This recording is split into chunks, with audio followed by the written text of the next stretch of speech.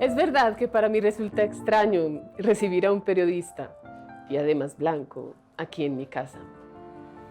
Pero creo que tendré que acostumbrarme. Lo que siempre he querido es que tanto las personas blancas como los de color podamos convivir sin diferencias. Qué mejor manera de hacerlo que a través de una conversación tranquila. Para conocer su historia, señora Rosa Parks,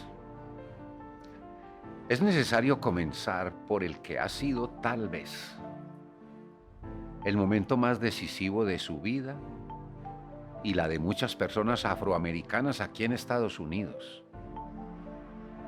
¿Qué pasó el 1 de diciembre de 1955, hace 2 años? Ese fue el día en que me negué a ceder mi puesto a un hombre blanco en un autobús segregado en la ciudad de Montgomery, en Alabama.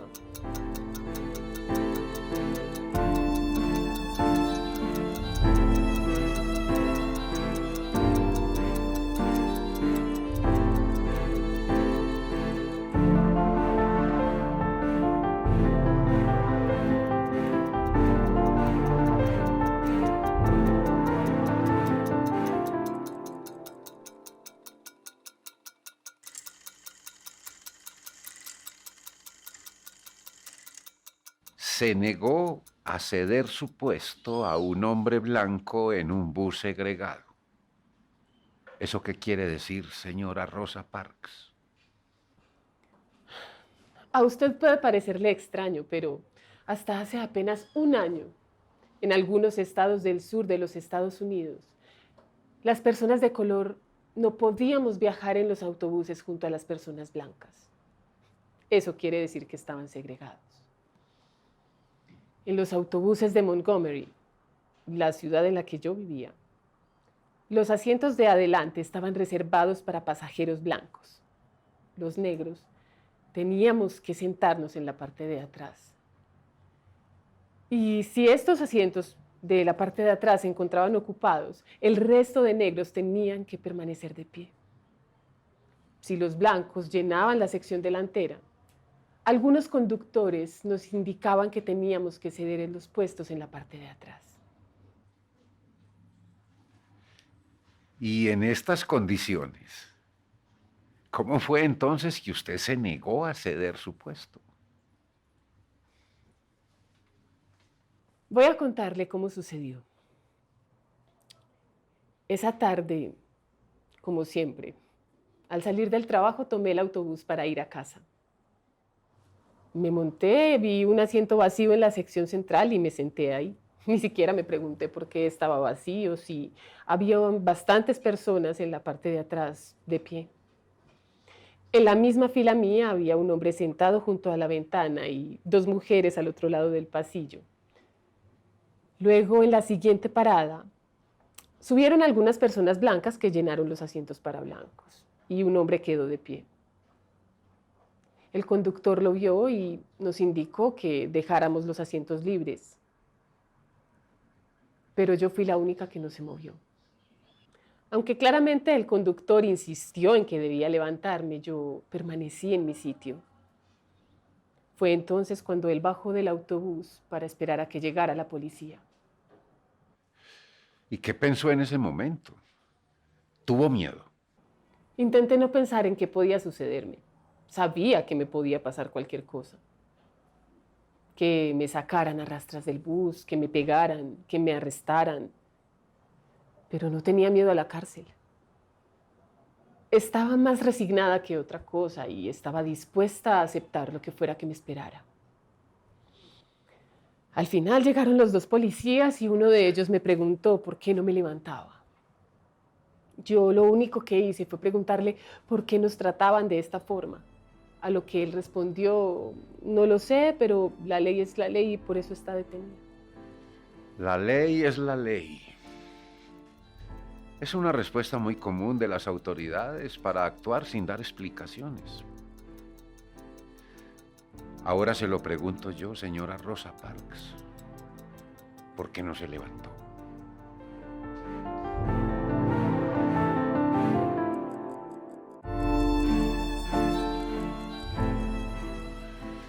La ley es la ley. Es una respuesta muy común de las autoridades para actuar sin dar explicaciones. Ahora se lo pregunto yo, señora Rosa Parks. ¿Por qué no se levantó? ¿Que por qué no me levanté? La gente siempre dice que no le cedí mi puesto a ese hombre porque estaba cansada. Pero eso no es cierto. No estaba cansada físicamente. O al menos no más cansada de lo que solía estar al salir del trabajo. De lo único que estaba cansada era de rendirme. Señora Rosa Parks, esa acción suya, que parece simple, no levantarse para cederle el puesto a un hombre blanco en un autobús, desencadenó una acción colectiva que se convertirá en una de las más importantes para la historia de los afroamericanos. Tal vez hoy, 1957, usted todavía no alcance a ver lo que significó. ¿Y qué significó? Bueno, ya tendrá tiempo usted para verlo con sus propios ojos. Por el momento, hablemos de lo que vino después de su arresto. Ojalá sea así.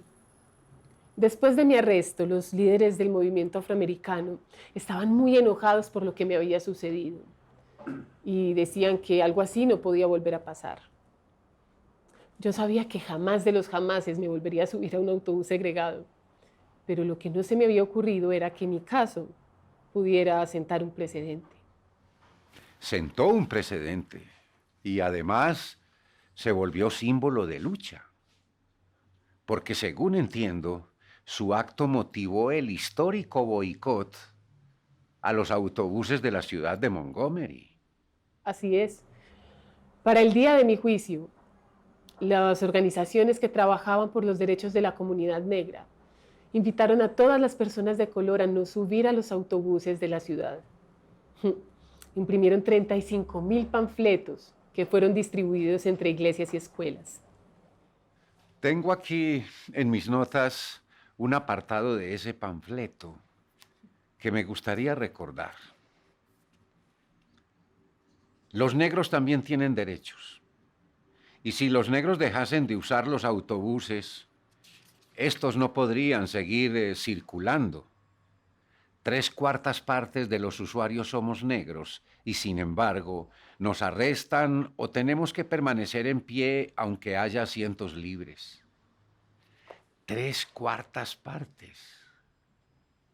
Eso quiere decir que los autobuses de la ciudad se quedaban prácticamente vacíos. Era la primera vez que la gente negra demostraba lo mucho que este negocio dependía de nosotros. Pero lo más importante es que era la primera vez que la comunidad negra de Montgomery se unía para protestar en contra de la segregación en los autobuses. El suyo fue un juicio emblemático para los líderes del movimiento por los derechos civiles, ¿no es así? Sí.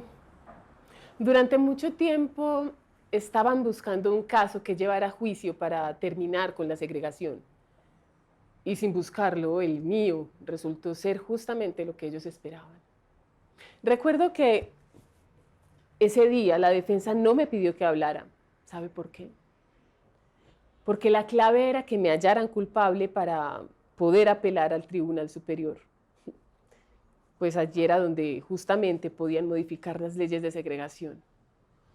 Ah, ¿y el boicot continuó? Sí. El boicot que estaba pensado solo durante el día de mi juicio se mantuvo. La Asociación para la Mejora de Montgomery, una organización de personas negras, presentó 3 solicitudes ante la compañía de autobuses y líderes blancos de la ciudad. Tratamiento cortés y respetuoso en los autobuses. Ocupación de asientos en orden de llegada y contratación de conductores negros. La manera que teníamos para hacer que esas peticiones fueran exitosas era el boicot. Estábamos dispuestos a renunciar, estábamos dispuestos a no subir a los autobuses para seguir a pie. 3 demandas que, vistas desde mi tiempo, parecen increíbles. Tratamiento cortés en los buses, por ejemplo. Es sorprendente que se tenga que hacer un boicot para conseguir algo así. Entiendo que en este movimiento estuvo presente un personaje que la historia recordará por siempre, Martin Luther King Jr. Sí, un líder muy inspirador. De hecho, recuerdo muy bien las palabras que nos dijo. Esa noche él decía, estamos aquí para decirles a todos los que durante tanto tiempo nos han maltratado que estamos cansados, cansados de que nos humillen, cansados de que nos pateen los brutales pies de la opresión. Y ante tanta brutalidad, ustedes decidieron actuar de una forma pacífica, tal como lo hizo Gandhi en la India. Sí, el reverendo King nos había hablado sobre la no violencia, pero nosotros no sabíamos que esa podía ser la forma de responder ante la furia con la que habíamos sido tratados. Y es que para actuar sin violencia se requiere mucha valentía, incluso más valentía que la que se requiere para actuar de manera violenta. Y el de la acción pacífica era un camino más largo y difícil. Valentía que tuvo usted el día en que no se levantó de su puesto en el bus. Ese fue un acto pacífico contundente. No sé si fue valentía o imprudencia. Su modestia no le permite admitirlo. Y, y tal vez la historia hablará de usted como una costurera que no quiso ceder su puesto en el bus porque estaba cansada. Sin embargo, lo que no se ha contado mucho es que usted ha sido un activista de los derechos de la población negra en los Estados Unidos. Puede ser que haya hecho un trabajo silencioso, sí, pero ha sido una gran activista. Desde niña sabía que algo no estaba bien y sentía rabia, tal vez rebeldía, pero no sabía qué era el activismo. Simplemente he sido una mujer que no se quiere resignar. Mire, el primer activista de verdad que conocí fue mi esposo, Raymond Parks. Cuando nos conocimos en 1931, él hacía tiempo ya trabajaba en la Asociación para el Progreso de las Personas de Color. Él y unos cuantos trabajaban en secreto para defender los derechos de muchos jóvenes negros que habían sido condenados por delitos que no cometieron. Esta era una forma de demostrar lo lejos que estaban dispuestos a llegar los blancos para que siguiéramos sintiendo miedo. Por medio de él fue entonces como usted comenzó a acercarse a estas organizaciones. Sí, claramente cuando inicié en la Asociación Nacional para el Progreso para las Personas de Color y me convertí en la secretaria, solamente 2 mujeres asistíamos a las reuniones. Además, la mayoría de los miembros de la asociación eran negros. Era muy difícil para un blanco apuntarse porque automáticamente quedaba sometido al aislamiento por parte de la comunidad blanca. Sus funciones como secretaria iban más allá de las que normalmente se asignan a un cargo como este, ¿no es así? Yo tenía las funciones normales de cualquier secretaria. Llevar el registro de las suscripciones, enviar dinero a la Oficina Nacional, escribir comunicados de prensa para los periódicos, pero había una tarea más importante, o bueno, que más me gustaba por su importancia, y era llevar un registro de esos casos de discriminación, trato injusto y violencia en contra de las personas de color. Ese registro que usted hacía era usado por la asociación para apoyar a las personas negras en su defensa. En la medida de lo posible. Mire, para las personas negras es muy difícil encontrar una buena defensa ante la justicia y eran muchos los casos por registrar. Con todo lo que me ha contado y ustedes no dejan de insistir. Es que no se trata de ganar los juicios, Lo que buscamos es desafiar el poder, es hacerles entender que no estamos dispuestos a seguir siendo tratados como ciudadanos de segunda. ¿Así se ha sentido usted durante toda su vida como una ciudadana de segunda?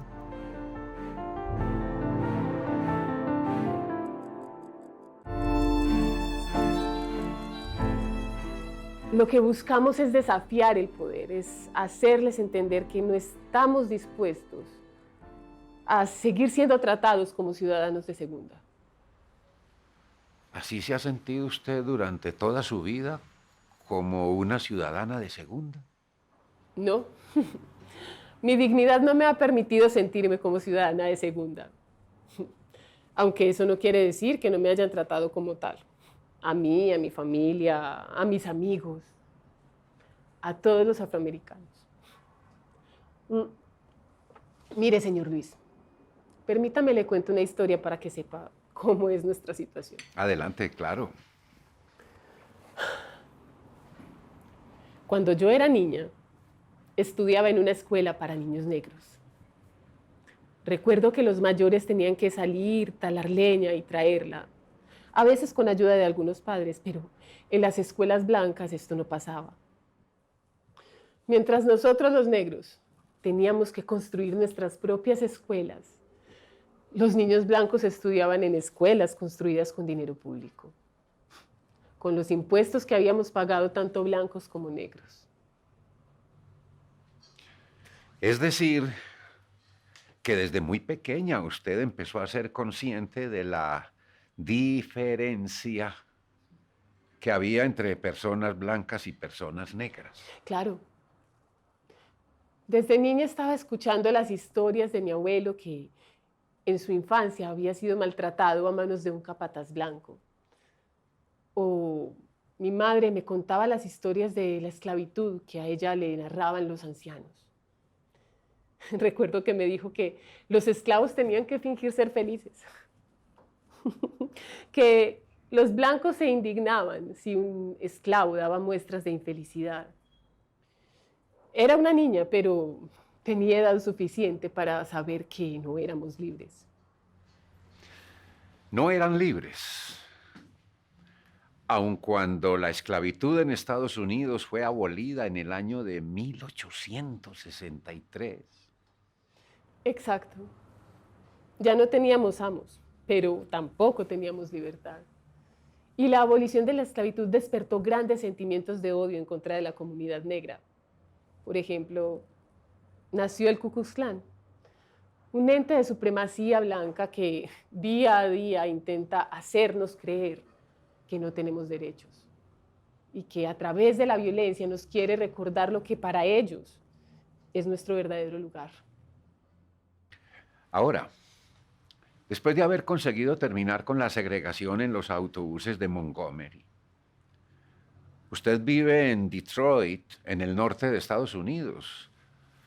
¿Por qué no se quedó viviendo en Montgomery? Porque se nos hizo imposible seguir viviendo en nuestra ciudad. Apoyar el boicot trajo mucho desempleo. De hecho, mi esposo y yo perdimos nuestros trabajos. Él, que es barbero, renunció porque su jefe blanco dijo que no se podía hablar en la barbería sobre el boicot o sobre Rosa Parks. Y a mí me terminaron el contrato en los grandes almacenes Montgomery como ayudante de un sastre, aunque no me dijeron que hubiera sido por el boicot. Y no puedo pensar cosas que no soy capaz de demostrar. Finalmente, el 13 de diciembre de 1956, el Tribunal Superior falló a favor de ustedes, los afroamericanos. El boicot duró más de un año. Valió la pena tanto andar a pie y aguantar sin violencia. Valió la pena, sí. Pero fue muy difícil integrar de nuevo los autobuses de Montgomery, porque la violencia continuó. Los autobuses empezaron a ser atacados por los francotiradores y la ciudad impuso un toque de queda para su circulación. Pero mire, Si el miedo no había conseguido que los negros nos montáramos a los autobuses, ya no iba a conseguir que nos bajáramos. Entonces fue así como afroamericanos de otras ciudades iniciaron sus propios boicots en contra de la segregación de los autobuses. Fue así como empezó lo que más adelante pasará a la historia como el movimiento de acción directa por los derechos civiles, que cambió para siempre la historia de Estados Unidos. ¿Qué pensaría si le digo que a comienzos del siglo XXI, Estados Unidos tendrá por primera vez un presidente afroamericano? Será el presidente número 44. Será elegido por votación popular, reelegido en su cargo y se convertirá además en uno de los hombres más influyentes del mundo. Y algún día este hombre dirá lo siguiente: yo estoy aquí gracias a Rosa Parks. No se burle de mí, señor Luis. Soy una mujer optimista, pero no tanto para creer algo así. Lo que he vivido hasta el momento no me permite imaginar que este país sea capaz de dejarse gobernar por un negro. Lo que le digo es verdad, señora Rosa Parks. No pierda la esperanza. Y sobre todo, no permita que su nombre sea borrado de la historia.